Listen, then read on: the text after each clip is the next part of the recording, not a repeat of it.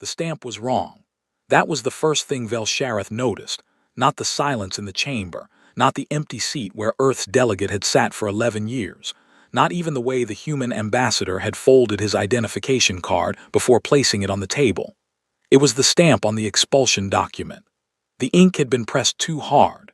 The paper had buckled slightly beneath it, a small ridge of compressed fiber running along the bottom edge of the seal. In 32 years of serving as archive keeper for the Galactic Deliberative Council, Velshareth had processed 4,912 expulsion orders. He had never seen one stamped that hard before. He told himself it was nothing. He filed the document.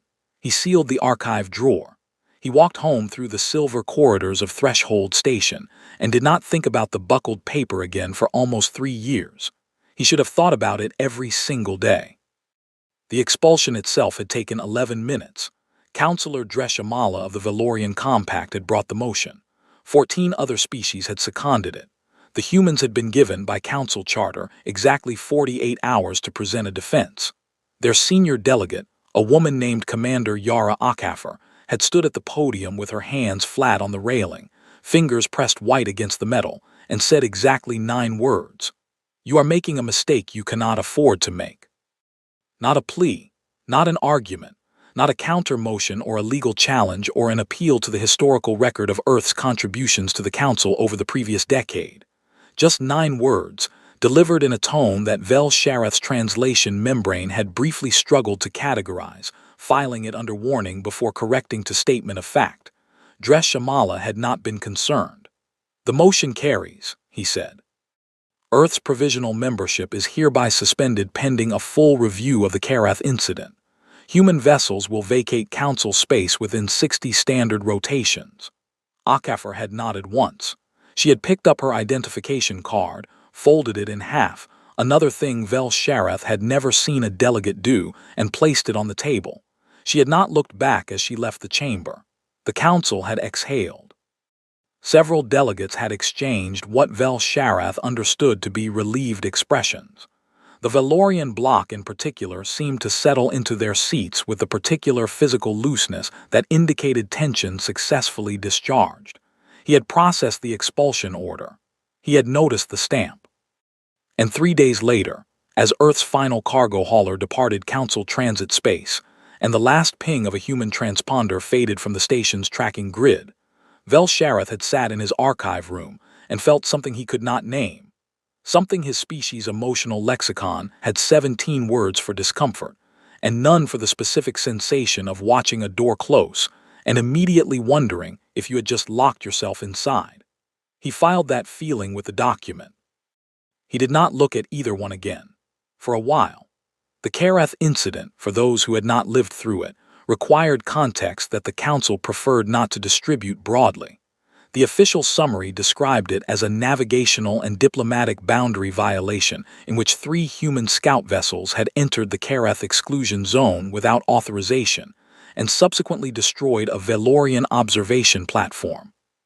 What the official summary did not describe was what the humans had found inside the Karath exclusion zone, or what they had done with that information before the Council stripped their communications array, or why, in the 61 days between the destruction of the platform and the formal expulsion vote, every senior human diplomat on Threshold Station had begun sleeping, by unanimous and unannounced consensus, in shifts. These were the 3 things Velshareth thought about in the years that followed when he could not sleep. The first, what had the humans found? The second, why had they said nothing about it at the expulsion hearing? Nothing, not even to save themselves. The third, what does it mean when the only species in the Council's recorded history to be expelled without filing a single counter-argument is also the only species that had ever, in their brief 11-year membership, contributed more to Council defense infrastructure than they had consumed? He did not have answers. He filed the questions under a private archive tag he labeled, with characteristic archival precision, pending. They stayed pending for 2 years, 4 months, and 17 days. Then the fleet arrived. It did not arrive the way fleets arrived in Council threat assessments, not as a vanguard line crossing a sensor boundary, not as a coordinated jump emergence that lit every proximity alarm from here to the outer bands. It arrived the way weather arrives, gradually and then completely. The first contact was a single vessel, long, dark, running no transponder signal that matched any registry in Council space. It dropped out of transit at the edge of Threshold Station's outer patrol zone and simply waited, broadcasting on a frequency that Council communication systems hadn't actively monitored since the early days of the expansion, because nothing used that frequency anymore. Nothing except apparently this. Commander Veth Parath of the Council Response Frigate Steadfast pulled up the signal analysis on his secondary screen and stared at it for a moment before speaking. Communications. What is that? Unknown registry, Commander. The vessel class doesn't match any Council catalog. Approximately 4 times the displacement of a standard Valorian heavy cruiser. Hull material is giving us interference on deep scan. We can't get a clean internal read. Interference or deflection. A pause. Deflection, Commander. Veth Parath had served 20 years in Council patrol operations. He had encountered unregistered vessels before. Smugglers, fringe species prospectors, the occasional Drift Clan ship running without papers for cultural reasons. He had a practiced, specific language for each category of vessel, calibrated to achieve compliance without escalation. What he said, looking at the readings, was not from any of those categories. Send a general hail, he said. Standard Council challenge. The signal came back 17 seconds later. 17 seconds, which was, given the distance, physically impossible for a normal communication relay, which meant the vessel had responded before the hail arrived because it had already known the hail was coming. The response was in Valorian standard, precise, unaccented. This is UNES Akafer's promise. We are not requesting docking clearance. We are not requesting communication with the Council. We are requesting that you send a message to Archive Keeper Vel Sharath. Tell him that the pending file is ready to close. Veth Parath looked at his crew. His crew looked at him. Who, he said very carefully, is Vel Sharath? Vel Sharath received the message 40 minutes later in the middle of his 4th cycle archival review, and he read it 3 times before he trusted what he was seeing. The Akafer's promise, named for a person. That was the first impossibility Council military convention named vessels for places, for concepts, for celestial events. Never for people. It was considered dangerous in most Council cultures to name a weapons platform for a person. It implied that the vessel had something to prove. He pulled up the public Council registry. No record of the Akafer's promise. No record of the vessel class. No record of the prefix designation UNES. He went to the archive. He pulled the 11-year file of Earth's Council membership. He searched for UNES. He found it in a footnote, buried in Earth's original membership application. The documents most Council clerks had skimmed past because humans had submitted them in 17 simultaneous languages, and the sheer volume had been treated as a bureaucratic eccentricity rather than a deliberate strategy. United Nations Earth Space Command. Theoretical Deep Exploration and Defense Program. Current status, pre-funding. 11 years ago. Before Earth had even formally joined the Council, before the Karath incident, before the expulsion. They had been planning this before they arrived. His hands were very still on the desk. The question he had been asking for 2 years, what did the humans find in the Karath exclusion zone, suddenly felt like the wrong question. Suddenly the question felt like, what did humans already know before they ever set foot in Council chambers? He sent a message back to Commander Veth Parath. Tell them I'm coming to the station. Then he went to the archive drawer he hadn't opened in 2 years, 4 months, and 17 days. He took out the expulsion document. He looked at the buckled paper. The stamp pressed too hard. Not carelessness, he realized now. Not bureaucratic fatigue. Emphasis. What he found at Threshold Station's outer dock was not one ship. Vel Sharath had taken the fastest transit available, which meant he arrived ahead of most of the Council notification cascade. He was among the first non-military personnel to see what was actually out there. He stood at the observation window of the Dock Authority building and pressed his secondary hands flat against the glass and breathed very slowly and counted. He stopped counting at 43 because the formation extended beyond the window's line of sight. The ships were not identical. That was the second thing that caught him, the thing that had not appeared in any Council threat assessment protocol he'd ever reviewed. Every war fleet in Council history had been built around standardized hulls, manufacturing efficiency, shared logistics, coordinated tactical doctrine. You looked at a Valorian battle group, and every vessel was a variation on 3 or 4 blueprints. These ships were not variations. They were originals. Each one was distinct, as if built by different hands from different blueprints for different purposes, and yet they moved in formation with a precision that suggested they had trained together for years, maybe longer. The Akafar's promise was at the front. Even from here, Vel-Shareth could see that the hull was not factory smooth. It was covered in something, additions, modifications, welded sections that didn't match the original plating. It looked, he thought, like a living thing that had kept growing after it was finished. Archive Keeper Vel-Shareth, he turned. A human woman in a uniform he didn't recognize, not the formal council interface suit that Earth delegates had always worn, but something darker, more practical, with no council insignia anywhere on it, stood 3 meters away. She was perhaps 50 years old by human reckoning.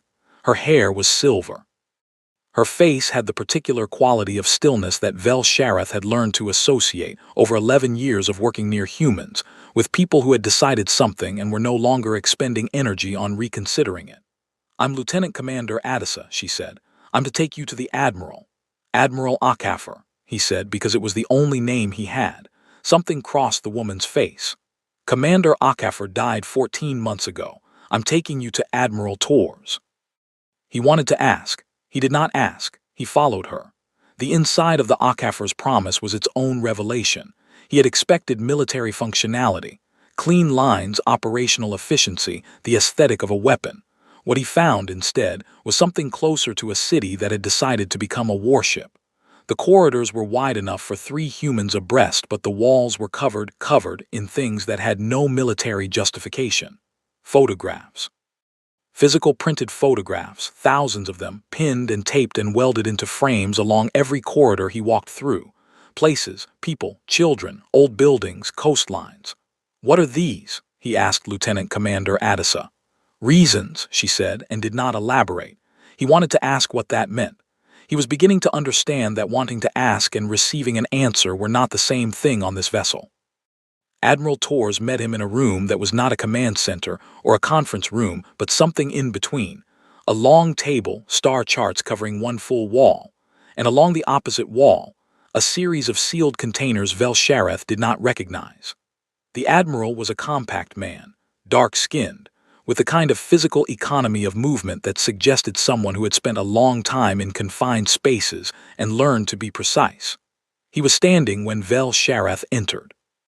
He did not sit down. "You kept the file open," Torres said. Yes, I noticed some irregularities in the expulsion procedure. And the Karath material, you flagged it as incomplete."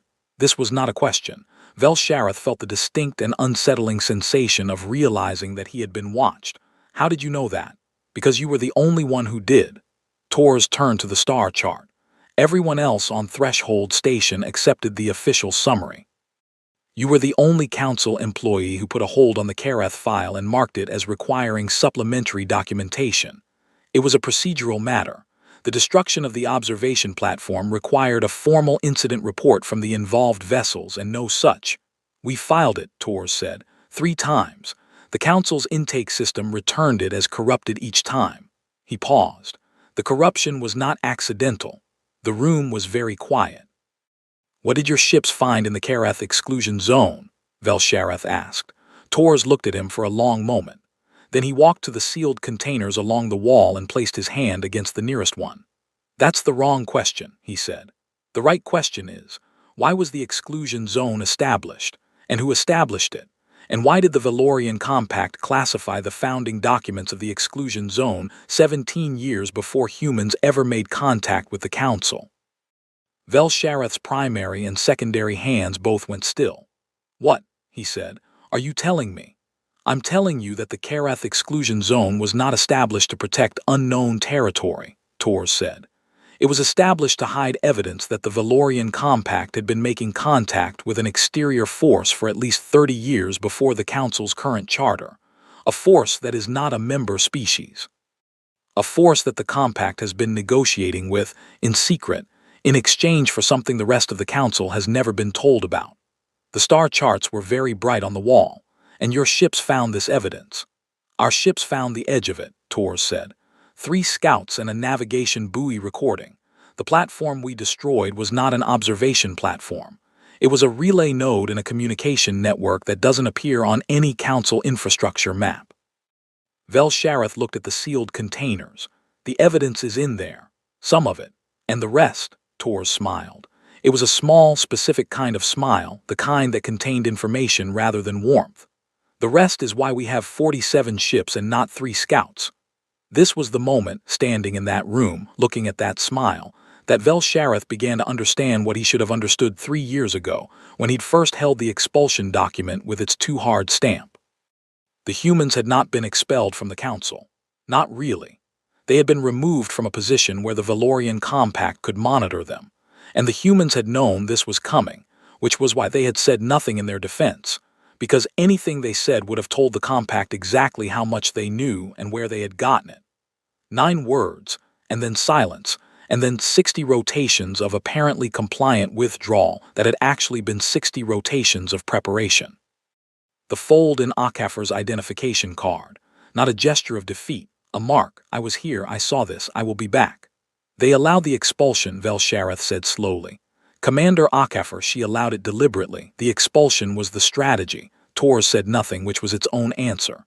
Because inside the council your communications were monitored. Your movements were logged, but outside council space you were ungoverned. You could build, you could travel, you could investigate without oversight. 2 years, 4 months, Torres said. Roughly. You built all of this. Vel-Shareth gestured toward the ship around him, the fleet beyond it, in 2 years.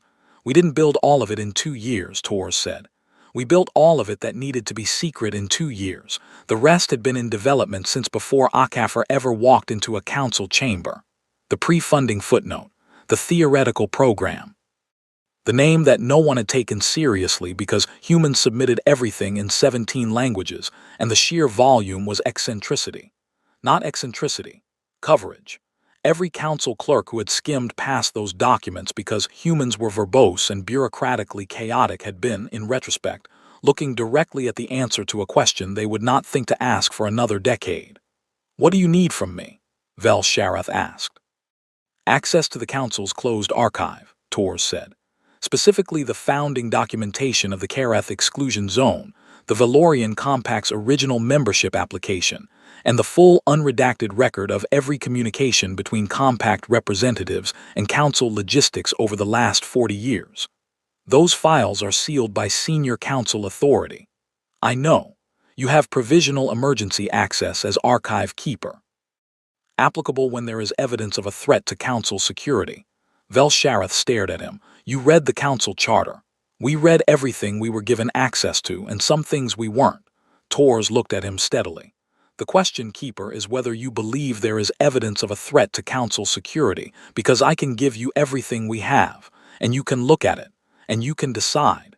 He put his hand on the sealed container again. But I should tell you, he said, that every person on this ship who has looked at that evidence has had the same reaction. What reaction? For the first time, something moved in Tor's face that was not calculation or precision or that contained smile. Something older. Something that had been sitting behind his eyes for 2 years, 4 months, and however many days. They stopped sleeping in shifts, he said, and started sleeping in turns, because someone needs to be awake every hour. Not for tactical reasons. He opened the container.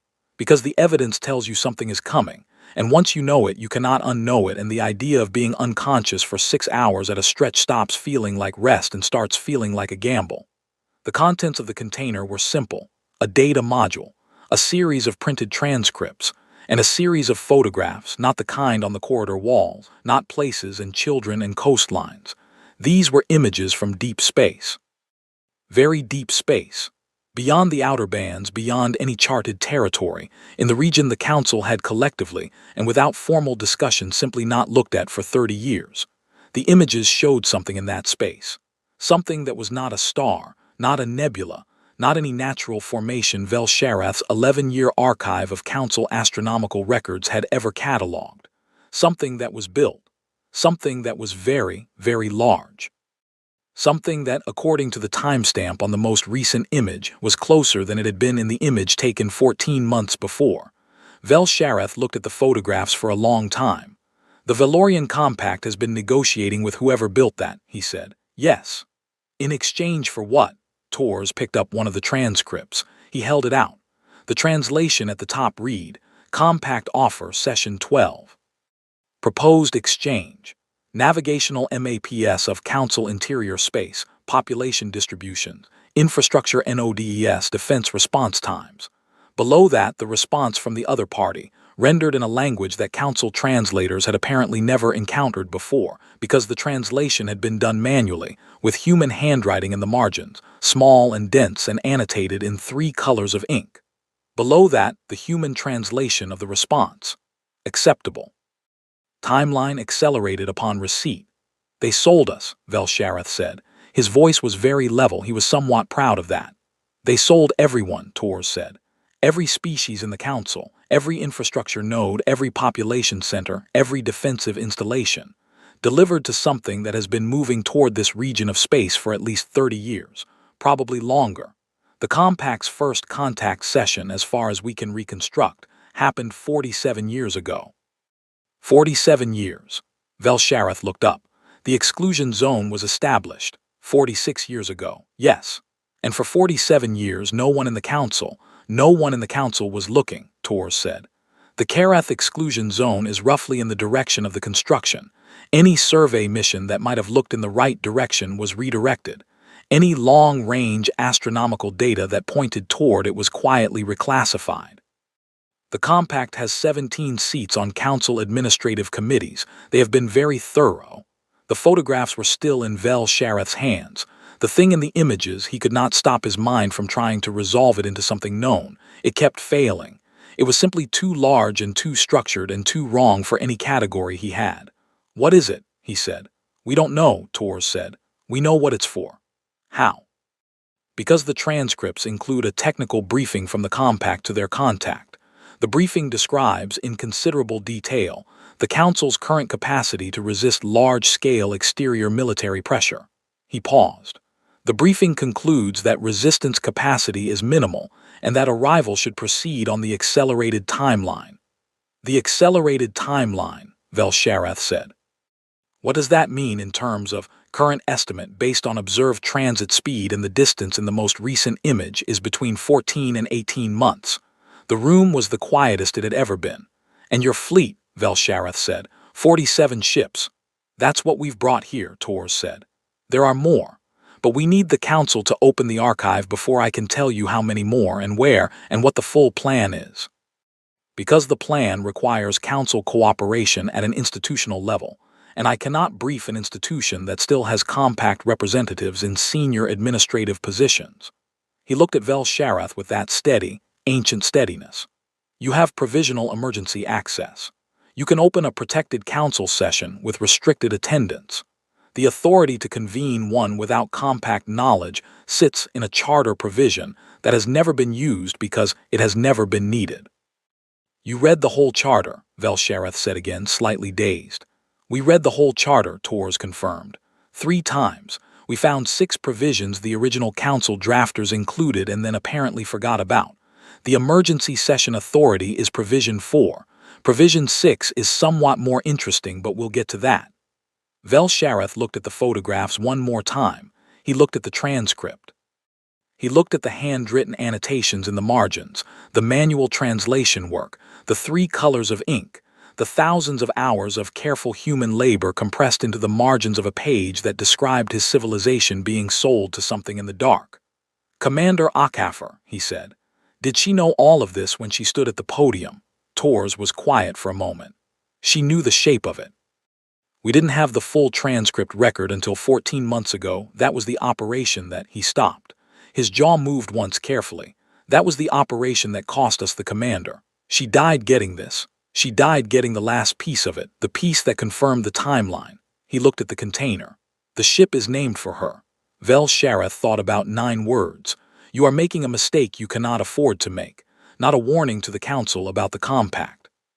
Not a legal argument. A warning about the expulsion itself, about removing from Council space the only species that was already looking in the right direction. She knew, he said. When she stood there, she knew what the compact had done, and she let them expel humanity anyway. She understood, Torres said, that if she presented the evidence in that chamber with 17 compact-aligned delegates present, the evidence would disappear and so would the witnesses, and Earth would be alone, ungoverned, and on the wrong side of council law with nothing to show for it. But if she said nothing, we were outside, ungoverned, free to build, free to investigate, free to come back when we had something that couldn't be made to disappear. He gestured at the 47 ships around them. Something that can't be made to disappear, Velshareth said softly. 47 ships with full archive copies of everything, distributed so that destroying any one vessel only guarantees the evidence reaches more hands. Every crew member carries an encrypted copy. The key to decrypt it is held by non-human allies outside Council space, 3 species who had no connection to the Council and no reason to be interfered with. Torres paused. We were not just building ships for 2 years. We were building a system that could not be silenced. This was the moment Velshareth finally understood the stamp. Not emphasis, not accident. The deliberate mark of someone pressing down hard enough to leave a permanent record in the paper itself, in the physical, irreducible material of the world, which cannot be recalled or corrupted or reclassified. The last act of a woman who understood that she was about to walk into a silence she had chosen and wanted one small, unambiguous piece of herself to remain where she had been. I was here. I saw this. I will be back. What do you need me to do? Velshareth said. Torres began to tell him. The emergency council session happened 31 hours later, in a chamber so restricted that Velshareth had to physically disable 4 administrative relays to prevent its convening from appearing on the compact accessible scheduling system. 9 delegates attended. The compact's 17 were not among them. Torres presented the evidence in the order he had determined would be most effective. First, the exclusion zone founding documents which shattered the official history, then the communication transcripts which provided motive, then the astronomical photographs which provided urgency. He spoke for 3 hours without notes. His lieutenant commander Adisa handled the technical briefing, the trajectory calculations, the timeline estimates, the defense gap analysis. The 9 delegates were very quiet by the end. The quietness of people who have just learned that a door they thought led to safety had been locked from the outside. One of them, Councillor Irth of the Thurian Cooperative, a species whose political philosophy was founded on consensus, and whose physical appearance conveyed emotion through chromatic skin shifts, had turned a color that Velshareth had never seen on a Thurian before, and could not find in his reference files. You're telling us, Irth said, that this has been happening for 47 years. The first contact session, yes. The active collaboration, the provision of navigational data began approximately 19 years ago. And you, Irth looked at Torres, found this. We found the edge of it when we were still council members. We found the rest of it after we were removed. The color on Irth's skin shifted again. The expulsion was, the compact engineered the expulsion to prevent you from presenting this evidence. That is our conclusion, yes. And you said nothing. At the hearing, Commander Akafer calculated that silence was the more survivable strategy. She, a human decided to accept expulsion, with full knowledge of what the compact had done, rather than reveal what she knew, because she had already planned a response that required operating outside the Council's jurisdiction. Irth's voice had taken on a quality that the translation membrane filed as difficulty processing simultaneous emotional states. She accepted punishment for something that was done to her people in order to be free to build the thing that would address it. Yes, Torres said. That is, Irth started again. That is not a thing a rational political actor does. No, Torres said. It isn't. It requires the capacity to absorb a wrong and convert it into a resource. To suffer an injustice and use the momentum of it to, Irth stopped again. How long did she know before the hearing? She had known for 11 months. 11 months of sitting in council chambers, knowing, saying nothing, building the architecture of a response with the other hand. She's dead, Torres said quietly. In case you were wondering why I'm here instead, she got us most of the way there. We got the rest. He looked at the evidence spread across the table. She would want me to say that this isn't about what the compact did to Earth. It's about what comes in 14 months, and the question we need to answer is whether we can be ready for it. Irth looked at the photographs. Can we? Torres took a moment, not from uncertainty, Velshara thought, but from precision. From the same quality of care Akafor must have had, deciding which 9 words out of 1,000 were the right 9. We have 47 ships here, Torres said. We have more outside council space. What we are building is not a battle fleet in the traditional sense. It is a contact strategy, because, he paused, and the pause was the most deliberate thing Velsharath had ever watched a human do. The construction we photographed is not a weapon in the military sense. The transcripts describe it as a threshold device, something that, when activated, establishes a permanent transit anchor at its current location. The chamber was completely still. If it activates, Torres said, it creates a fixed point through which an unlimited number of vessels can transit from wherever it came from into this region of space, instantly, indefinitely, without any need to navigate council space individually. He looked around the table. The compact's negotiation didn't purchase a battle, it purchased a door.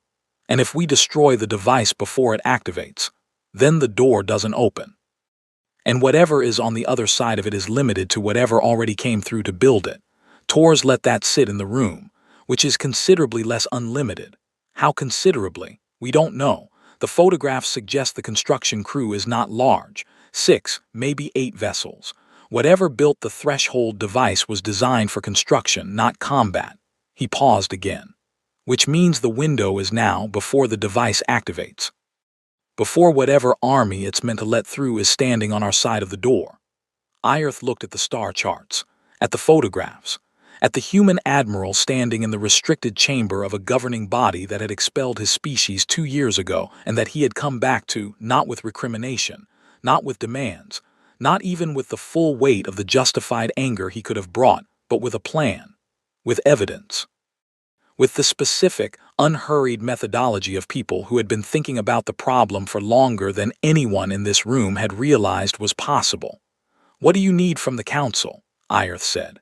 Torres reached into his jacket and removed a document. Provision 6 of the original charter, he said, grants the council the authority to temporarily reinstate any suspended member at wartime emergency status with full operational rights in circumstances where the suspended member possesses unique tactical or intelligence value relevant to an active threat. He placed the document on the table. It has never been invoked. We need it invoked tonight. And if we do, Velsharath said, what changes? Earth is back in the council, Torres said, and UNES Command has operational authority under council wartime emergency protocols. And 47 ships becomes, he paused, and the contained smile was back, but something different was in it now, something that Velsharath had come to associate with humans who had been carrying something enormous for a very long time and were finally setting it down, considerably more than 47. Irth was looking at the photographs, at the constructed thing in the deep dark, moving slowly and deliberately toward the council's interior space with the patience of something that had been planning this for longer than most council species had held spaceflight. How many? Irth said. 214 ships, Torres said, distributed across 6 staging points in non-council space, coordinated, fueled, ready. He paused one final time. We have been ready for 3 months. We were waiting for this meeting. The chamber absorbed that. 214 ships, built in the dark outside council space. Built by a species that had been expelled with 9 words of warning and a folded identification card, and had responded by building the most capable rapid response fleet in the council's recorded history, in secret, without council resources, without council logistics, without anything except the particular human capacity to take an injustice, hold it very still, and convert it into something that the galaxy had never seen before. Vote, said Irth, and her skin had shifted to a color Velsharath now recognized. It was the Thurian shade for gratitude mixed with relief mixed with a fear that was no longer quite as large as it had been an hour ago. The vote was 9-0. The battle for the Karath threshold device lasted 11 days. Velsharath did not see most of it. He was on Threshold Station, managing the archive cascade, the simultaneous release of all the Karath evidence to every non-compact species in the Council, coordinated with the emergency convening of a full Council session to address the Compact's conduct, which was its own 11-day war fought entirely in language and procedure, but no less brutal for that. He heard the reports. He processed them into the archive as they came in. He did not sleep well.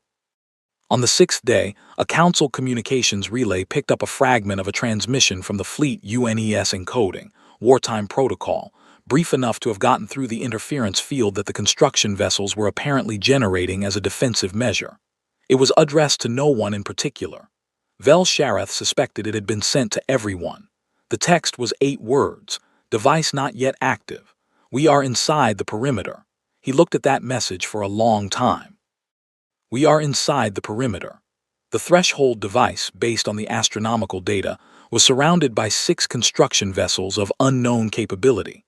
Getting inside the perimeter meant getting through them, or around them, or past them by some method that no one at Threshold Station had been fully briefed on, because Tors had simply said we have a contact strategy and had not elaborated on the contact portion.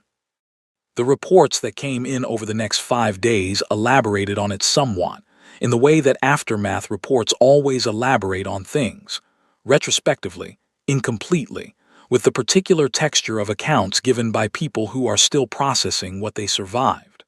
The construction vessels had not been designed for combat, but they had not needed to be. They had been designed for construction, which meant they understood structural stress tolerances at a level of engineering precision that allowed them to use the threshold device's own emerging field as a defensive weapon, warping transit lanes, collapsing jump windows, creating spatial distortions that should have made coordinated fleet action in their vicinity effectively impossible. Should have. The UNES fleet did not coordinate in the way the construction vessels expected. 214 ships did not behave like a unified tactical unit. They behaved like Vel-Shareth read the reports 3 times, and the description that kept appearing from multiple independent observers was weather. They behaved like weather. No 2 ships doing the same thing. No predictable vector. No pattern that the construction vessel's presumably sophisticated analysis could resolve into a threat model, because there was no pattern. There was only constant, overlapping, cascading individual action that collectively achieved things no coordinated fleet movement could have achieved, because no coordinated fleet doctrine had ever been designed to address 214 ships that were all making independent decisions simultaneously, and somehow, catastrophically. Making decisions that were mutually reinforcing. The construction vessels shut down on the 9th day. The threshold device stopped its activation sequence on the 11th. The reports did not fully explain why, because the pilots and commanders filing them were still trying to explain it to themselves. What Vel-Shareth understood, reading between the lines of the technical language. The humans had done something to the device's activation architecture that required physical presence inside the construction field, which required someone to go inside the field during active operation, which was the kind of decision that rational tactical doctrine assessed as a non-survivable approach vector. The cost reports arrived on the 12th day. He read them in the archive room, in the same chair he'd sat in when the first human transponder faded from the tracking grid 2 years ago. He sat very still and read very carefully and processed what he read in the way archivists are trained to process things, accurately, completely, without editorial. 11 ships lost, 417 personnel, including Lieutenant Commander Adisa, who had been on the vessel that went inside the construction field to reach the device's core architecture, and who had, the report was precise about this, solved the problem. Vel-Shareth sat with that for a long time. He thought about the photographs on the corridors, the places and children and coastlines, reasons. He thought about Commander Akafor, who had known for 11 months and said 9 words and folded her identification card, and had died 14 months ago getting the last piece of evidence, and who had a 200,000-ton warship named for her because the people who built it needed something to prove. He thought about Tors presenting evidence for 3 hours without notes, with that careful, precise economy of motion in a room he had no right to be in for a governing body that had expelled his species, asking for nothing except the authority to do the thing he had already built the capability to do. He thought about Ayerth's question, That is not a thing a rational political actor does. And Tor's answer, no, it isn't. He opened his archive file. He found the pending tag. He looked at the 3 questions he had been asking for 2 years. What had the humans found in the Karath exclusion zone? The edge of a conspiracy that had been running for 47 years, and the shape of something coming through the dark with patience that dwarfed anything the Council had ever encountered. Why had they said nothing at the expulsion hearing? Because the silence was the strategy. Because the expulsion was the resource. Because Akafar had looked at the situation and seen something no compact delegate had considered. That removing humans from Council space did not remove humans from the problem, and that humans, specifically and uniquely, would not stop working the problem simply because the authority structures around them had made working it inconvenient. What does it mean when the species expelled without a single counter-argument is also the species that contributed more than they consumed? It means they were not building towards something that benefited them in the transaction. They were building towards something that they alone, of all the species in the Council, had understood was coming and had decided quietly, without announcement, without anyone's permission to address. He closed the pending file. He labeled it Resolved. Then he opened a new file because this was his job and because the archive did not stop needing to be kept simply because the world had changed, and he began to write the official account of the Karath crisis and its resolution. He wrote for a long time. He was precise. He was complete. He was, as he had always been, accurate. When he reached the section on the UNES fleet, its size, its composition, its operations, its cost, he paused for the first time. He looked at the number. 417. He looked at the names below it, because the UNES had provided full casualty records, meticulously documented, with rank and age and place of origin and next of kin. The kind of documentation that no military in the Council's history had ever submitted alongside an after-action report, because no other military had treated it as essential data. Tors had said, someone needs to be awake every hour because once you know it, you cannot unknow it, and the idea of being unconscious for 6 hours at a stretch stops feeling like rest and starts feeling like a gamble. They had known what was coming. They had known the cost was real and specific and personal. They had built 214 ships and trained 4,000 people and sustained a 2-year covert operation across non-council space and come back to a governing body that had expelled them, and they had not demanded recognition or restitution or even an apology. They had demanded a single charter provision invoked, and then they had gone and done the work. 417 people who had been awake in shifts because the idea of sleeping felt like a gamble, had placed that gamble and lost it, and had won something for a civilization of trillions who had not known to ask them to. Vel Sharath wrote carefully. He wrote everything. He did not editorialize. He wrote the last line of the account. Then he sat back and read it. It said, the Galactic Deliberative Council in emergency session voted 17-0 to formally reinstate Earth's membership at full status, effective immediately, with a formal apology for the conduct of the Karath expulsion procedure to be entered in the permanent record. He looked at the line for a long time. It was accurate. It was complete. It was everything that had happened. But it was not, he thought, the whole truth of what had happened. The whole truth was harder to file. The whole truth was in the photographs on the corridors, and the 3 colors of ink in the transcript margins, and the name on the bow of the Akafar's promise, and the buckled paper in drawer 47 of the Council archive, where a stamp had been pressed too hard by someone who was performing, in the last moment available to her, the only form of record-keeping she had left. He added one more line. It was not standard archival language. He added it anyway, because he had been archive keeper for 35 years and had decided that today was the day he would permit himself one editorial observation in the official record. It said, Note for future reference, appended by archive keeper Vel Sharath. The Valorian Compact calculated that removing humanity from Council space would neutralize the threat they represented. This assessment was incorrect. The Compact had observed humanity for 11 years and concluded they understood what motivated human action. This conclusion was also incorrect. Subsequent evidence suggests that humanity's defining characteristic is not strength, nor technology, nor political sophistication. It is the refusal to accept that a problem is finished simply because the problem has become expensive. Every rational civilization in the Council's history has, at some point, assessed a situation and concluded that the cost of continuing exceeded the expected value of the outcome. Humanity appears to lack the cognitive or emotional architecture to reach that conclusion. It is unclear whether this represents a limitation or an advantage. The evidence of the past 2 years suggests it may be both simultaneously, and that the distinction does not matter to them. He sealed the file. He looked at drawer 47 for a long moment. Then he went home. He did not sleep in shifts, but for a very long time, he did not sleep well either. Not because he was afraid, because he was thinking about the next problem. The one the threshold device's shutdown had not solved. The one Tors had mentioned once and then not mentioned again. Whatever is on the other side of the door, limited to whatever already came through to build it. The construction vessels had shut down. The device had gone silent.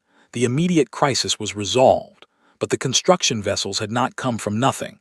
They had come from somewhere. They had been built by something for a specific purpose, funded by a 47-year negotiation with the Valorian Compact. Whatever had funded that, whatever had sent those vessels, whatever had been patient enough to work on a 47-year timeline, it knew now that the door hadn't opened. It would be asking why. Vel Shareth lay in the dark of his quarters on Threshold Station and looked at the ceiling and understood, finally and completely, why the humans had never stopped sleeping in shifts. Because the problem was not finished. It had only become more expensive. And somewhere in a ship named for a dead woman who had pressed a stamp too hard and said 9 words, and changed the galaxy, an admiral with careful hands and a contained smile was already at a table with star charts on the wall, working on what came next.